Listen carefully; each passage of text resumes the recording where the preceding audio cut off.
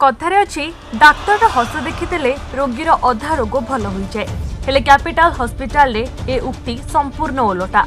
समय टिके एपट सेपट हेले डाक्तर छु आ हॉस्पिटल रो चक्कर काटी काटी थकी जाउछि रोगी।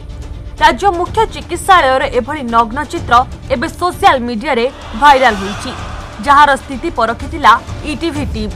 एठारे रोगी सेवा चली सत हेले डाक्तरक इच्छा एमिति एक विजुआल आम टीम हाथ में लगी जोठारे डाक्तर निजर दबदबा रोगी उपरे देखाउछंती। किंतु वर्तमान जो मु लाइन लगे छिड़ा है आपण देखिबे ना नाही सुपरडेंट परमिशन लाइन में देखिबे सुपरडेंट जदी कहिबे म देखिबे सुपरडेंट एबे जे देखुछंती आपण जो पेशेंट को देखुछंती सेटा मो इच्छा देखुछि मु जो लाइन रे अछि आपण सुपरडेंट परमिशन कहिबे उपाय कोन जदी कोटे गाय डॉक्टर रहाते ताले ठीक रोगी माने देखाते आउटडोर रे रोगी देखा डाक्तरों को धैर्य रहुनी।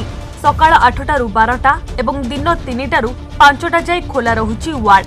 तेबे ए संपर्क में समय फलक नथिपारु दीर्घ समय धरी रोगी अपेक्षा करी रहुछंती। हेले वीडियो माध्यम रे कैपिटल हॉस्पिटल रो प्रकृत छवि एबे पदारे पड़िची। ए संपर्क में पचरा जिबारु हॉस्पिटल निर्देशक कोन कहउचंती चलंतु सुनिबा।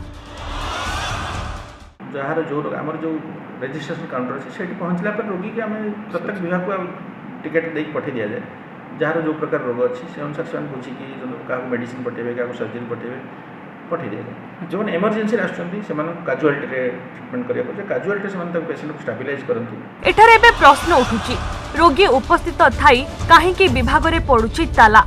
उत्तम स्वास्थ्य सेवा नारे काहेकि निराश हेउची रोगी। ए समस्त दृश्य उपरे स्वास्थ्य विभाग नजर रही ना नहीं। डाक्तरों को ए प्रकार व्यवहार केते युक्तियुक्त। तेबे एही कारणरू जड़े रोगी उत्तम चिकित्सा पाइबारु वंचित हेउची कहले किछि अत्युक्ति हेबो नाही।